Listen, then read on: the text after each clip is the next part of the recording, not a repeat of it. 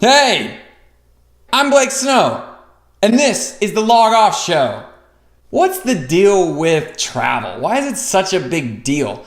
Oftentimes, if you read online news or whatever, you think it's the best thing since sliced bread.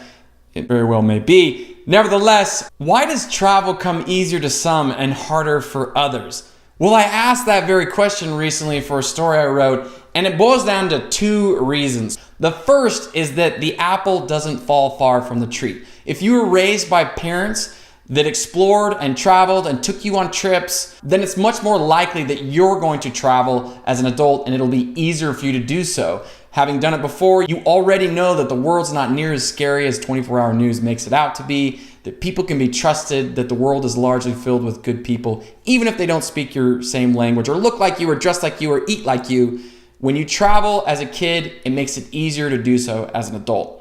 The second reason that travel comes easier to some and harder for others is what researchers call the wanderlust gene. Yeah, I know, the wanderlust gene. For you nerds out there, the gene is actually DRD4-7R, like a Star Wars password. About 20% of humanity possess this gene, researchers believe, and that makes it easier to have this nomadic kind of gypsy-like vibe about you where you just want to go explore and see the world.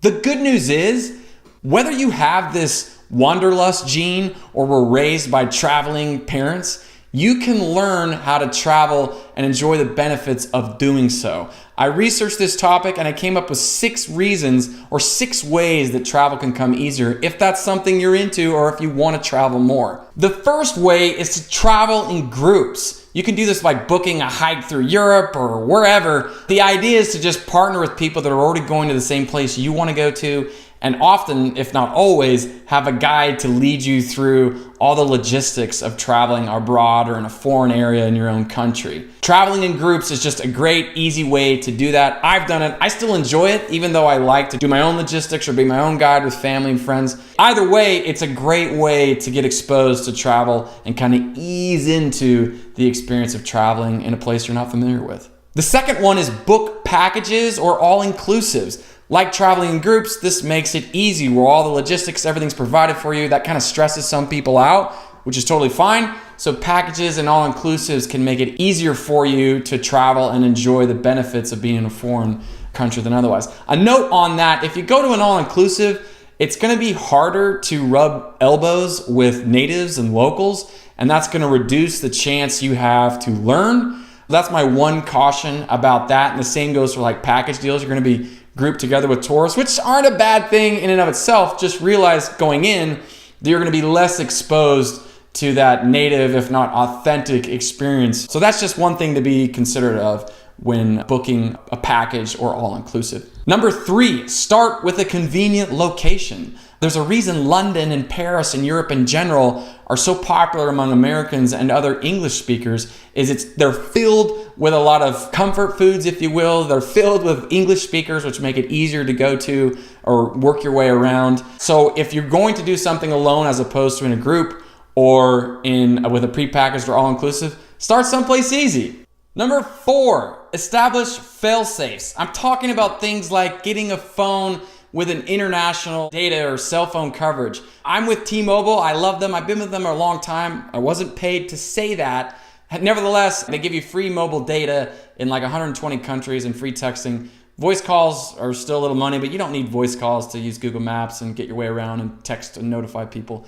Anyway, getting an international carrier plan can make it a little easier to navigate and feel a little safer when you're abroad. It also helps to know where the closest embassy is. Knowing that can be a little peace of mind, knowing that you can call someone or go somewhere if you need to get a little extra help. And then also it's always important to notify friends, family, even the hotel staff that you're staying at, where you're going to be for that afternoon or day or the time you're in that area.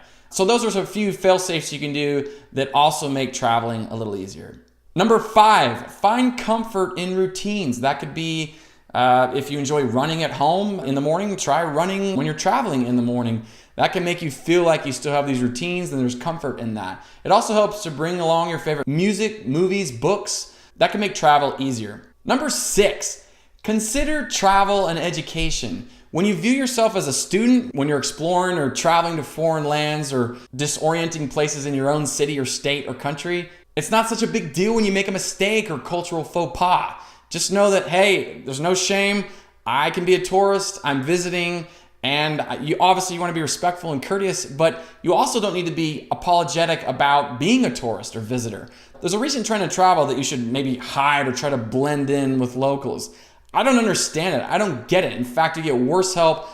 You're being something you're not. You should embrace that, hey, I'm a visitor, I'm a tourist, I'm here to learn. And when you do that, it can make for a very rewarding experience. Obviously, travel is a really big deal to me, and it may not be for everyone, it may not be for you, but for me, it's been a wonderful experience for me to reconnect more with the analog world. And not only that, but get inspired by it. And when I am online or doing digital pursuits, I feel like I'm much more inspired and rejuvenated by the offline world, which makes me, I believe, a better online creator or producer or consumer even. So that's it. Those are 6 ways that you can make travel easier if it doesn't come easy to you. I hope that's been helpful for you. That's all for today. Thank you for watching. Enjoy your life.